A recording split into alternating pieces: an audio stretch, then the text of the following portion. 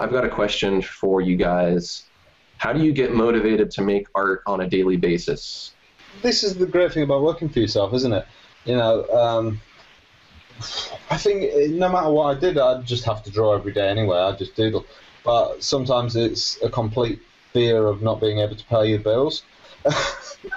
Sometimes it's just wanting to draw. But the good thing is, it's more a case of what do I draw today, more than it is, oh my God, do I have to draw? I hope it'll never get to that stage. Is what do I draw? I never think, oh, I don't want to draw. I've never. I don't know. It's a bit of a weird thing. I've never thought I don't want to draw today.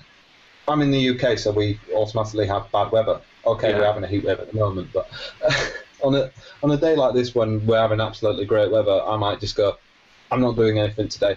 I'm going to go out and just take a day off.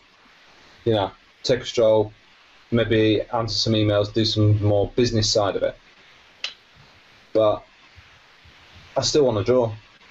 Yeah, I think there's a lot of people like that who don't necessarily need motivation because it's always there and it's something that they like doing. That's kind of how I am. Occasionally it does feel like a job if there's something that I'm really not that into and I still have to do it because I have a deadline and I've committed to doing it. But you can get stuck on the one project, can't you? Yeah, I mean, but then like you said, there's other things that you can do that maybe aren't drawing. Maybe if you don't feel like drawing, you can still share some of your artwork or make a tutorial video, or do something that's still going to promote you as an artist and benefit your business, but it doesn't necessarily have to be art. But I think that a lot of artists just are compelled to make art, and it's not something that you have to make yourself do. You should want to do it.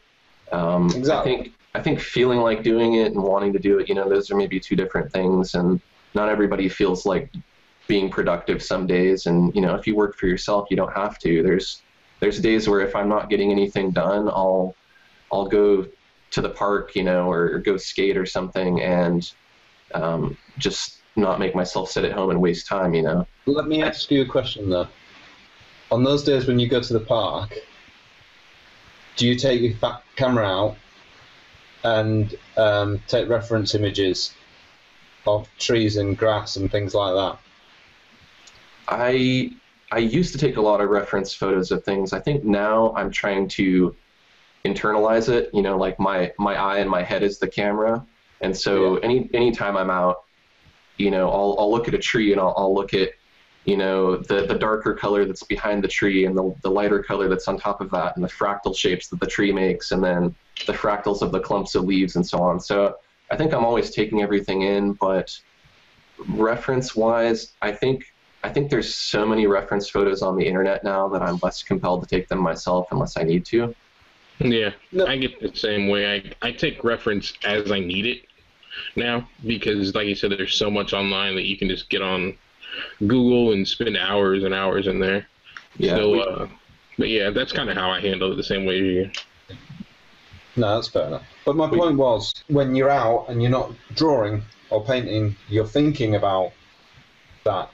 Definitely. You see what I mean? There's something connected to that. Yeah. Sometimes I'm like that. I try not to, because I get burnt out every now and again, because there's deadlines are crazy and you end up staying up for God knows how long. So every now and again, I'm like, I can't draw today. I got to do something else because it's just too much. So I'll just I'll hang out and watch movies, or I'll go down to a friend's house. Because like anything, no matter how much you like doing it, you love doing it, like you can overdo it. Like I drew every day for like 4 weeks and like straight. I worked every day. And I was like, I'm gonna lose my entire mind if I don't take a break. Yeah. And like just become a regular person for a couple of days. And I think it's good to do that too. No, it's fair enough. It's fair enough. I get the chance like once every 3 months to spend an evening doing something like that. I think I normally don't work Saturdays. That's my day of the week. I'm like, I want to be an actual human today, and like go outside and like see the sun and talk to people. Yeah, getting sunlight is definitely good for artists. Yeah, especially those who work on the computer. That's why we have daylight bulbs, isn't it? Yeah, well, that's like my studio / house / workspace. I have these daylight colored compact fluorescents. I could open all the windows, but I don't like what that does to the lighting. It feels like it's harder to really see what I'm working on. And then it also makes it, since I work from home, it makes it feel like a house. And so I'd rather sit on the couch and watch TV rather than work. But if I have office lighting, then it makes me feel like I'm in an office. For one, you got to take care of yourself, and you got to eat and sleep and exercise. Now, I don't always do those things. Sometimes I'm making art all day and I forget to eat till the end of the day. I stay up all night and I don't get sleep, and I don't leave the house and I don't exercise. So I'm giving you that advice, but I don't always take it myself. But it does help. Making a schedule, I use Google Calendars, and I'll kind of have tasks that I have to do that have deadlines. Then I'll have all these other to-do things that I don't have to do, but they're there. And then if I don't feel like doing a big project, I can do one of the smaller ones. And then the other one is draw inspiration from life. You know, if you don't know what to paint, go outside and look at trees or clouds, or go online and look at artwork and just get inspired. And then as Lawrence mentioned earlier, if you're a professional, sometimes you have to paint, like you have to pay the bills. So if you are an artist who's thinking about maybe getting into doing art professionally, and you're kind of worried about, you know, whether or not you're going to be able to make money and pay the bills, if you just jump in the pool and just say, all right, this is what I'm going to do, and you commit to it, you're going to make that money, because you're going to have to make that money. You're going to have to draw. So it won't be an issue of, you know, should I do this today? You're going to have to do that because that's your job. You've got to hit those deadlines. I think it's one of the most important things that a client can know, is that you're reliable. You will hit those deadlines. You know, I've had a couple of issues this year, personal matters. One, the birth of my son, the other, the death of my father, that have caused me to have a couple of problems with deadlines earlier on this year. Now, thankfully, that's all behind me now, and I can, you know. But fortunately, I've had some great clients who have been absolutely superb, you know, in helping me establish new deadlines and move forwards. But that's because of good communication and, you know, very good clients. But despite what goes on in your life, you know, you get roadblocks like that do sometimes occur. But on a day-to-day basis, you can't just say, I don't want to draw today. You know, if it's sunny outside and you want to go and play, it's just like a 9-to-5 job. You know, instead of your boss ringing you up saying, where are you, it's going to be your bank manager ringing you up saying, why haven't you paid your mortgage? Yeah, it's rough.